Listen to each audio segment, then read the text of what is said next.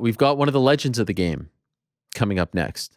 One of the greatest female fighters of all time. She returned to action after a very long layoff, her first fight since 2016. Looked fantastic in her win over Marion Renault. She's got that mom strength now. She is on top of the game. The word is she's returning in October, but before that, she's going to be a part of the Invicta FC broadcast team this Friday. We're talking about Cupcake Miesha Tate, who's kind enough to join us via the Magic of Zoom. There she is. Miesha, how are you? Hey, excellent, Ariel. How's it going? It's going well. Stressful day? What's going? Mom life. It's tough, right? Yeah, it is. It's tough. We had a few hiccups this morning, but baby's asleep and I got time, so here I am. Okay. Sorry for being fashionably late. No problem. No, I get it. As a father of three, I get it. It's their schedule, not yours. By the way, happy birthday, belated. Happy engagement. Thank you. What a time for you, Miesha. You just got engaged, right? Yeah, we got engaged actually just a couple months ago, but we put this video together and so released that on my YouTube channel of the engagement party, and which was also a couple weeks ago. But these things take time, so I get it. You just got a put lot that going out on. on the YouTube channel. But I appreciate it. It feels like it's all coming up Miesha Tate at this point. The return, the babies, the birthday, the engagement. I mean, I could just feel it. You're glowing. Like life is good, right? Life is great. It's very busy. It's a bit chaotic, but truthfully, I don't think I'd have it any other way. Like, I don't think I know how to operate any other way. I like a lot of stuff going on, and it turns out that means sometimes it's chaotic, but I hate being bored, Ariel. Yes. I hate being bored. I'd rather be a bit overwhelmed and kind of, pushing myself maybe a little bit more than would be a comfortable pace, but I just enjoy that way of life so much more than sitting around and not having anything to do. When and I realized this about myself when the pandemic hit and I was in Singapore, and I just thought there was nothing to do. We were locked down completely. Everything was locked down. No work. Like it sucked. I'm like, I gotta be busy. Busy is better than bored. Well, speaking of being busy, you're working this Friday. You're a part of the Invicta FC broadcast team. What are you going to be doing for them? So I'm going to be commentating the fights. I commentated years ago on one of their first, I would say within the first 5 shows with Invicta, but it's been a long time. I think they just celebrated their 9th year. So, and this will be a step up. This is a pay-per-view event featuring 2 title fights. There's the bantamweight title on the line and a 115-pound title on the line as well. So I'm excited. I've always been a fan of the ladies, so whenever I get the chance to call any action, but especially women who they know too. I mean, you have to know what's on the docket. If you win an Invicta FC world title, like you're probably going to go to the UFC if that's what you want to do. Right. That is a great point. I want to ask you about that. How do you feel about the current state of Invicta? I know there's a new ownership team now, Anthem Bottom, Shannon's still around. But to me, my problem was a couple of years ago, it felt like Invicta was doing such a great job of building stars. I mean, you look at the people who have fought for Invicta, you name some, like Rose and Chris and Carla Esparza and all these names. I could go on and on. Lauren Murphy. What's that? Lauren Murphy too. I mean, she's fighting for a title. Yes. Now. Oh, I mean, yeah. I mean, we could go down a list of 20 names, but then the problem was they reach a certain level and then they get poached and then they get poached and then they get poached. Do you feel like we have to reach a point where, those names stick around, that they become, comfortable in Invicta so that it's not just a feeder league, so to speak, because it's hard to keep up if you're just a feeder league?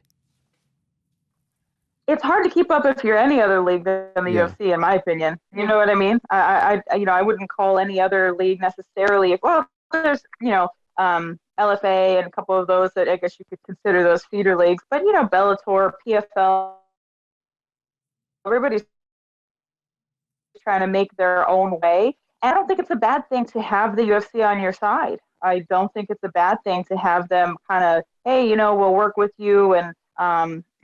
Granted, she's definitely taken her own direction in this, and that's Shannon.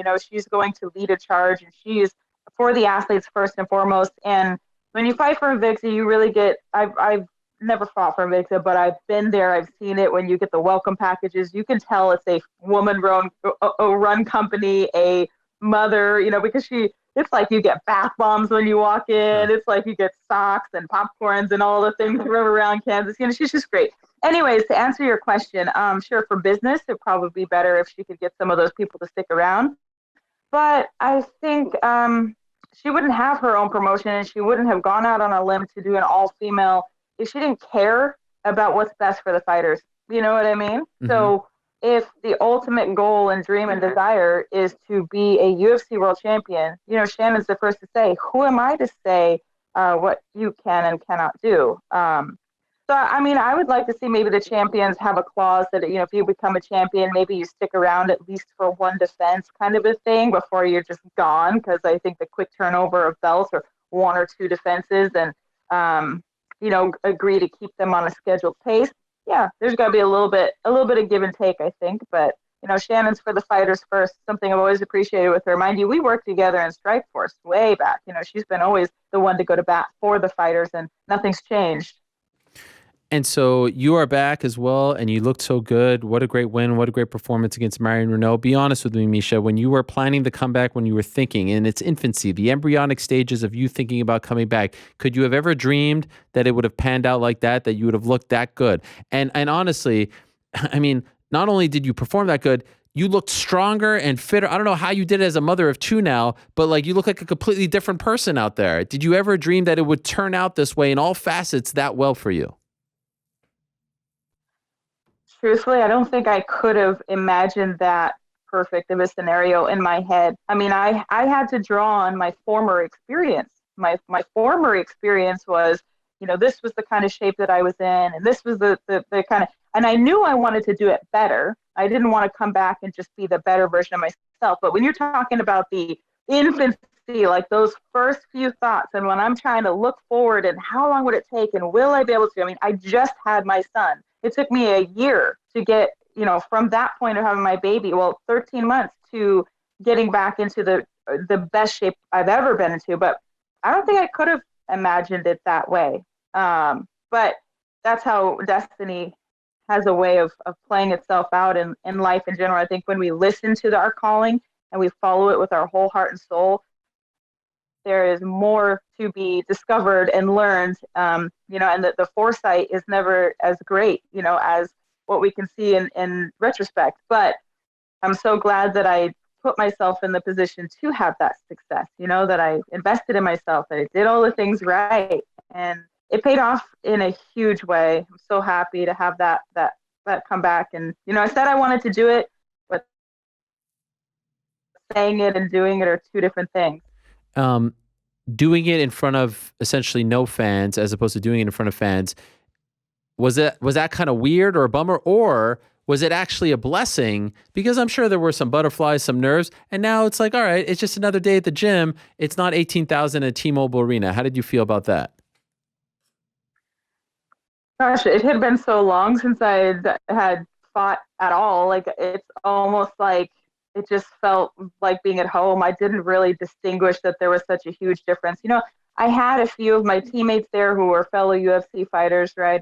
You get to go if you're a Las Vegas local, and then I had my parents were there, and that was it. My manager, so I had some cheers in the crowd, and that was enough. I really felt like there was nothing that was going to deter me from winning that fight, whether there was no audience or there was an audience. I had just prepared for that. We've been in a pandemic for so long that I knew what I was getting myself into, right? I knew that there wasn't going to be any fans, and no, it was cool. I didn't care that I wasn't on a pay-per-view. I didn't care that I wasn't the main event. I didn't care that it wasn't. I just wanted to go back and prove it to everybody that I was serious and that I'm going to make this comeback and I'm going to make a title run and I'm going to shock the world again. Did you feel like your purpose, your feeling on Saturday morning in your heart, what was going through your mind, did you feel any different because you're fighting for other people now too? You're not just fighting for yourself and maybe your partner, you're fighting for your kids as well. You're representing them. You're a mom now. That's a whole different ballgame. Did you feel any different as far as what you were thinking about, what you were feeling in those final moments before the fight? I felt so much more relaxed and at peace knowing that whatever the outcome was, that I still have the stability in my life that my kids will be there, my partner will be there, my parents will be there, my family will be there, my friends. And I truly believe that has made me so much more dangerous because I used to fear losing in a way that was unhealthy, that would take away a little bit of my, risk, even though you think about that and you might look and you might not say like, oh, in her career, she took a lot of risk or whatever. Yeah, I mean, when I really needed to, I did, but I was always so afraid of if I lost, that's what I was. I was a loser. That was my identity. Now I have a complete identity outside of just being a fighter. So I come back for the first time in my life fighting only because it's my desire, it's my passion, it's what I truly want to do. I'm doing this for the first time for myself, for nobody else, with no extra outside influence in a negative way, in a positive way. It's just about me and where my mindset is. And I just think it makes me that much more dangerous because truthfully, I can go out there and throw all caution to the wind. Like if I lose, God forbid, if I lose, I still get to go home and kiss my kids and have a great life. Like my life is awesome. So all I can do is put 100% in there. And that's what I'm going to do every single time. I have no fear of losing, no fear. So I'm just going to go out there and I'm going to kick ass and I'm going to win, right? I think when you take away that, it adds to the other side, which is like going to benefit me towards winning when you don't fear losing. Now, as you know, MMA media, a little bit crazy. We can get a little crazy. And you made these comments on your radio show on Sirius at the 98% and all this stuff about the pay, and it kind of spread like wildfire. And then you felt the need to clarify your stance and that you're very happy and you're not complaining and all this stuff. What do you want to say about all of that? Do you want to clear the air here? It's a different platform. You were trying to make the point that there's just a lot that goes into this. It's not, hey, you get money and then you go to the bank. There's taxes, there's managers, there's coaches. I'm assuming that's what you were trying to say, but it felt almost, at least to me, like it was a bit annoying to you that it was being taken in a different context or maybe misconstrued. So I wanted to give you the opportunity to maybe clear the air if you want it. Oh, absolutely. I really appreciate that. What I was trying to say is that it's not all, like you said, just money that gets to go in the bank. There is, 60 to 70%. I spend it closer to 70% of my check on, right? It'll go to taxes, it'll go to coaches, it'll go to all these different things. I'm okay with that because that's me investing in myself. I'm not going to complain that I'm in a 37% tax bracket. That means I'm making a lot of money. You know what I mean? Having to pay taxes is a good thing. And also paying my coaches. I have more coaches. I have more people who understand what's going on in the game. And hey, you know what? It's all right. Like I'm down to spend the money on myself. I spend all organic, grass-fed. If it doesn't run, fly, swim, or come straight out of the ground, I didn't need it. My diet was very expensive. My food prep, all these things. And to be fair, a lot of them were first-time purchases that will benefit me because I haven't bought it in 5 years. Like you invest in new running shoes, you invest in a new bike, you invest in a new polar heart rate monitor or whatever, like these kinds of things. Like my camp was very expensive, but the results were great. And I'm going to continue on that trend. Ariel would spend every last penny to touch that belt again. I'll spend it all. You know what I mean? I'm not complaining about what the UFC pays me. UFC paid me $200,000. I mean, I wouldn't get that anywhere else, I don't think. So, look, I got $200,000 to spend in my camp. I reinvested it in myself, almost all of it.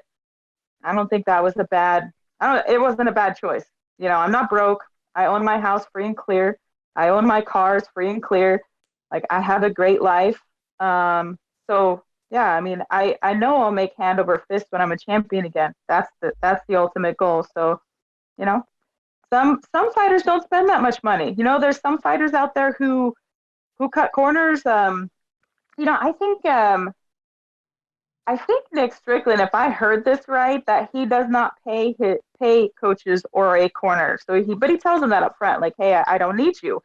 Maybe he doesn't need you. I feel like I do. So maybe some fighters don't spend that much. Maybe some fighters, cut corners in their training. Maybe they just don't have that all-in mindset. Mine is an all-in mindset right now. I'm not here to play games. I'm not here to take part. I want to Hmm. do everything I can to be the world champion again. I want to take this division by the horns, and I will continue to reinvest myself. And I just don't think people need to worry so much about like how I'm spending my money.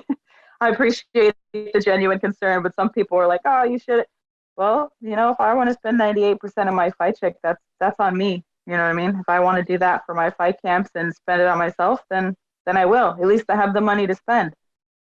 I'll just add quickly two things. I think if I were in charge, I hope you don't mind me saying that, you deserve a hell of a lot more than 200,000. I would pay you more than 200,000 if I were a promoter running a promotion. I just want you to know that. And number two, you said the right thing there. Genuine concern. I think most of the people aren't trying to tell you what to do. I think they're trying to say, you're a legend, you're Miesha Tate, you're a former champ. We think you should get more than 200. So it seems to me like it's coming from a place of being a fan of yours as opposed to a place of being critical of you.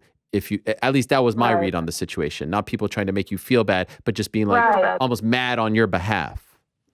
Sure. And I get that too. Some people were calling bullshit that I didn't spend that much. I mean, Whatever. I'm Screw not them. gonna say yeah, who Yeah. cares? Like bank statements. I don't care. I didn't make the statement to like make people feel sorry. I just want people to know how serious I am. Like how serious I am in investing in myself and that I'm gonna spend whatever it takes to be a world champion again. So that's really where it is. I mean, it's public information. Most places, what we got paid, like my pay was already released, so I didn't feel like it was a secret. Plus I got the $50,000 bonus. I was really happy about that. And then I think we got another 11,000 from, I don't know if it's Reebok or if it's Venom now. To be honest, Venom. it's confusing me. Yeah. Probably Venom, I think. Yes, it Yeah. is Venom. And so yeah, all in the end of the day, I walk away with some, and I'll walk away with a lot when I'm holding the belt again. And so it seems like, and I don't want to get you in trouble here, but the reports are out there. It's you versus Caitlin Vieira, October 16th. Is that accurate? So we're really close. We're Okay. really close, but I mean, I don't get excited until things are the dotted line is signed and the contracts are out, and it's official. But I mean, yeah, we're looking in October. It's looking like Ketlin, but I don't have communications on her side, so I don't know yet. That's fair. Um, That's fair. I'm not trying to yeah, get you in trouble or anything. All I'll say is I was after the fight, we play matchmaker fantasy. I was like, oh, this seems like a great time for Miesha versus Holly too. Was that ever under consideration or am I totally off? Did you have a different, like maybe it was Vieira who you thought made most sense next and that's what you got? it wasn't Holly for the reason that I feel like that's like a golden egg fight. That's Mm. like a fight we could do at any time, any point. It'll never die. It's like, Diaz Connor 3. It's like it's always kind of available in there. So I wanted my next fight to be a proper climb in the rankings. Like I don't want to come in and insult the division. I don't want to come in and say like, oh, I should be fighting the top one or two. And Holly's she's ranked number two. It is a fight I want at some point because I know I can do it better. Personally, I wanted the winner of Ketlin Vieira and Sarah McMahon, but with Sarah getting injured and out of that, obviously Ketlin is left without. Holly has a fight already, and yeah, I think everyone else is either injured, fighting, or pregnant, or just had a baby. so, yeah, honestly, it's kind of a crazy time in the division right now. But Ketlin sounds like a very fine opponent, somebody I haven't got to fight yet, kind of fresh blood in the UFC, and I'm excited for that potential matchup. You beat Vieira. Is it title shot next? I mean, I don't imagine it's that many fights. What do you think? Well, I think so. I'm ranked eighth. I think Ketlin's ranked seventh. Obviously, really heavily depends on the performance, right? I mean, right, you go out there and you get a great finish over a woman who's, I would say she's a very tough fight, tough to beat. But but if it's a little bit more competitive, either way, I still feel like one more fight probably before because I'm not I don't want to waste time, but I'm also not in a rush. Everything will be when it's meant to be at the time that it's meant to be. So, look, if it's like, an Aspen or I guess potentially Holly, look, I'm not against the Holly fight, but in my mind, the way that I have this played out that I really want it to be is that I win the title and then Holly fights me for the Mm-hmm. title. That would be like my perfect storm, my perfect scenario.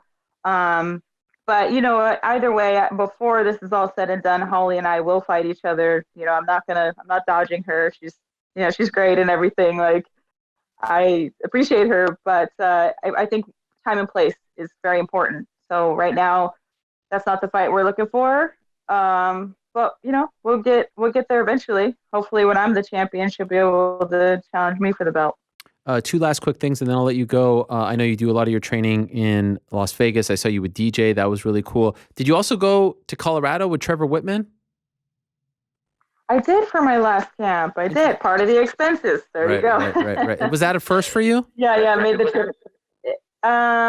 It was the first time out there in Colorado working with Trevor. However, when he was out here coaching on The Ultimate Fighter, I did dabble a little bit with him there, and I thought he really blew my mind. And he was somebody that left a big impression about thinking outside the box. There's a lot of coaches in this game who kind of reiterate a lot of the same things. Trevor's not one of those coaches. He's one of them that really thinks outside the box. And I think what he's been able to do, taking Justin Gaethje, who was a pure savage wrestler, really good wrestler, and now in the UFC, what is he known for? He's not known for his wrestling. Right. He's known for his striking, right? And he hangs with the best, and a lot of times beats the best strikers. Not even his background. So, and then you've got Rose, who from the ground up, working again with Trevor, has just made these incredible leaps and jumps and transformations with her. So, however much time I can get in with the genius like that, absolutely. So yeah, I did go out there and get to play a little bit hands on.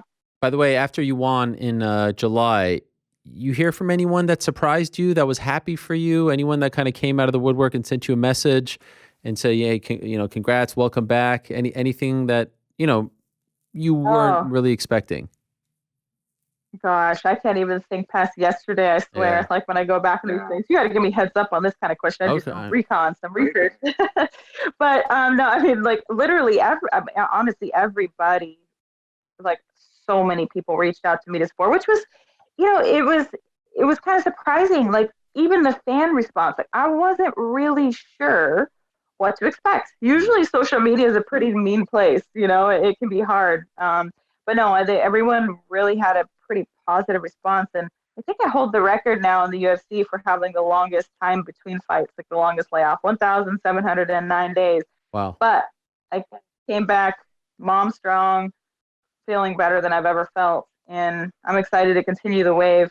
So, if this is the next fight, then hopefully, we get to.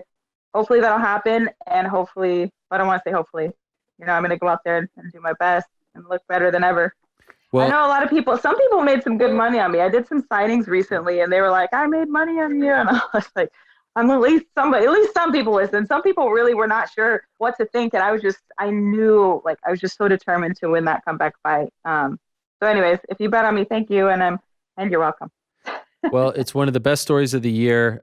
Genuinely was so great to see you back, smiling, happy. It was a shame that it had to be Marion's retirement fight, but I thought that she handled it with a lot of grace and class. You are an OG of this game, a trailblazer, a pioneer, and you deserve all those accolades. As you said, social media can be a pretty nasty place at times, but it was really wonderful to see the reception that you got and how happy people were for you. So great to have you back in the mix. Great to have you back as a mom now, representing all the moms out there. You're an inspiration to all the moms out there. And I look forward, if it is October 16th, I look forward to you being back. But before then, I do look forward to being on pay-per-view this Friday. You can watch it on fight.tv at 10 p.m. Eastern. That's the main card, Invicta FC 44, A New Era, and then the prelims before the pay-per-view on Access TV in the U.S. and on Invicta's YouTube channel worldwide. Miesha Tate will be calling the action as an analyst. Miesha, always great to talk to you. Welcome back and good luck on Friday. Appreciate it. Thanks, Ariel. All right, there she is.